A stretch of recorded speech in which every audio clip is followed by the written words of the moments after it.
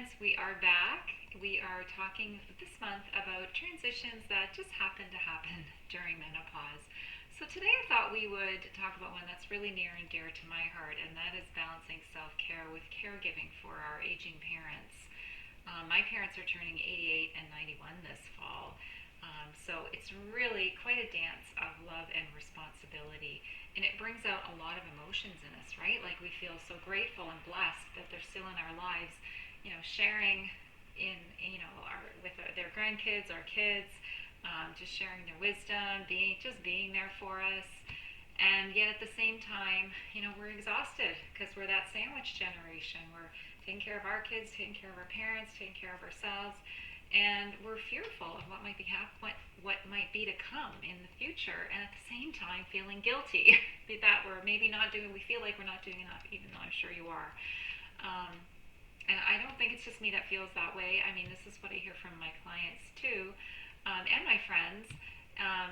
So I think this is just such an important time in our lives that it's a good thing that we should all start this discussion about how to make that easier for us. So, how to balance self-care with caregiving for our older parents. Well, today we're going to talk about three strategies.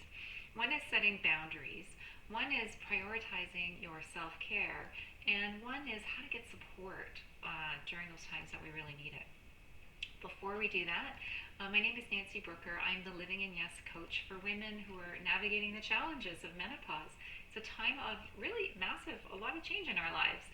And, I think we all know that we deserve to feel really empowered when it comes to our health and our relationships and our bodies and our life goals, and to really love who we're becoming. So I help you tap into your inner strength, let go of that self-judgment, and just trust yourself so that you can navigate menopause with confidence and grace and feel good in your body and really love who you're becoming. So how do we do that balancing act with our aging parents? So number one is we need to set boundaries. Boundaries are really the cornerstone of maintaining our own well-being in any sort of um, aspect of our lives. We have to have good boundaries. So I want to just share a couple of quick little strategies for you. One of them is time blocking. This is something I really, really like. You might already be doing this and not realize it. You might be blocking out times for family game night. You might be blocking out, at the first Friday of every month is family game night. Or you have a certain ritual that you do every day, a certain task of your work. You check your email every morning from 9 to 10, or you answer calls from clients every afternoon from 2 to 3, whatever that is. It's the same thing with balancing out time blocking, our self-care, our caregiving for the people that we love. So this is all really critical to helping us really calm the overwhelm and the frustration, because we have more clear boundaries, more clear routines. Everybody has more clear expectations of what's going to happen. So set boundaries. Number two is be flexible. Learn how to negotiate. So sometimes you're going to be asked to do something and you're too busy. And, from our side, we're being pulled in different directions. Maybe from our parents' side, they just want time with us. And it's really hard to balance all of that. But as long as you can do it with kindness and compassion in your heart, and you can say, like, okay, I can't come tonight to do whatever, cut the lawn, have a coffee, whatever that is, but I can come on Saturday or Sunday. Which day would be better for you? And just balancing that, trying to get that flexibility in there while still being kind. And this is really important because it communicates. First of all, we are able to communicate, understand our limits, and communicate them to somebody else, and to communicate them with love. And it sort of sets the expectation on the other side as well, so that they understand that we have limits, and that we're not going to just be pushed in any direction. So very important, self-respect, for a way of showing self-respect, right? For ourselves. How do we prioritize self-care? Well, this can be a tough one, right? Because we're all so busy. Time is precious. How do you put self-care in there? Well, remember, self-care is not selfish. It's essential. And there's that whole thing about putting your oxygen mask on so that if you don't take care of yourself first, you can't help somebody else. Well, that's all true, but you inherently deserve to be taken care of. You inherently deserve to take care of yourself. And don't ever forget that. So allow that to happen. Allow yourself to prioritize you. How can we fit all of that in? Well, I know for me, morning rituals are a standard. I prioritize self-care by creating rituals for myself in the morning, sort of early in the day before all the craziness starts, because I know I won't get those things done if I wait. That maybe not be you. Maybe for you, that's a time slot in the evening. And so maybe yours is an evening ritual. I get up in the morning, I do my meditation or I do my tapping, I go do my workout. We like to have green juice in the morning, and then that kind of signals the start of the chaos part of the day. Well, not the chaos, but you know what I mean.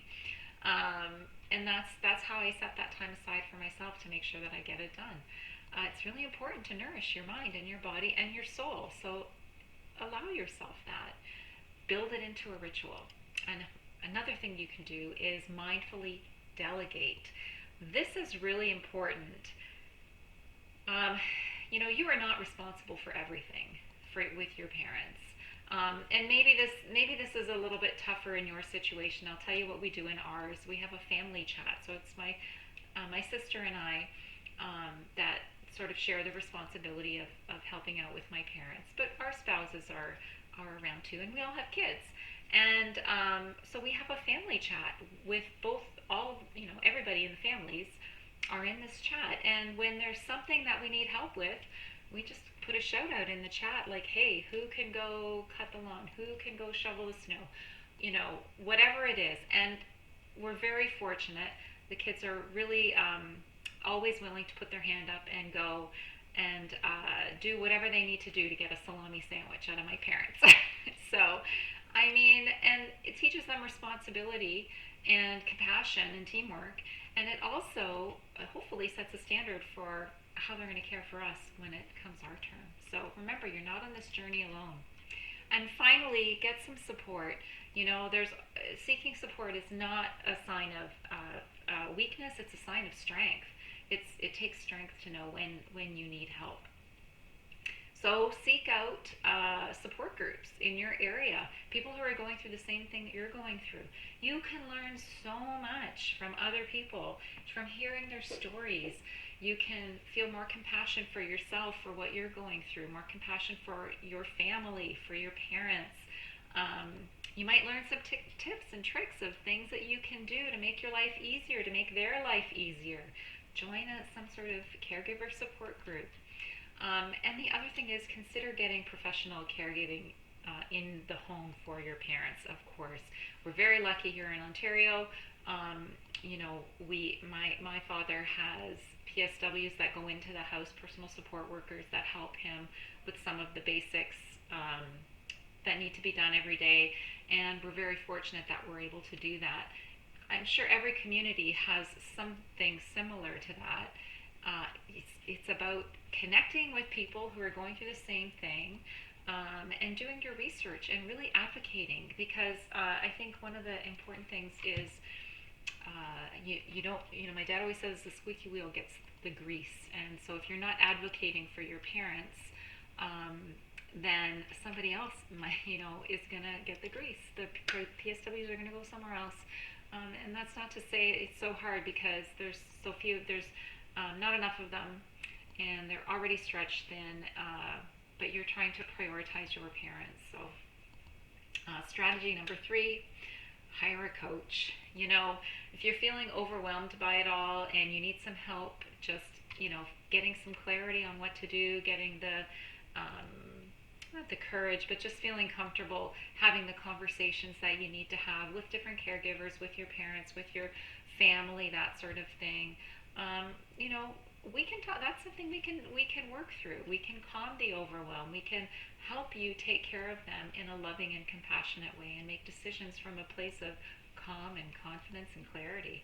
So the bottom line, again, life shifts and so can you. Menopause is a groove, not a grind. So set those boundaries, prioritize your self-care, and get support when you need it. And just you'll be able to create this really nurturing environment. So remember, you can shape your journey with confidence. Let's work together to craft that menopause vision statement. What's next for you? How are we going to get you there? So turn that into your reality. Rock your life, live in yes, stress less. Ready to start? Let's talk. So I'll leave you with this. Caring for others is an expression of what it means to be fully human. And that's by Hillary Clinton. So I hope you enjoyed today. I'd love to connect with you.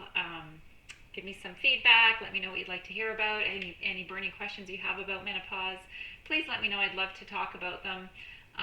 Grab your freebies down below. Join me over on Facebook at Living in Yes. Subscribe to this YouTube channel. We'll talk to you soon. Bye.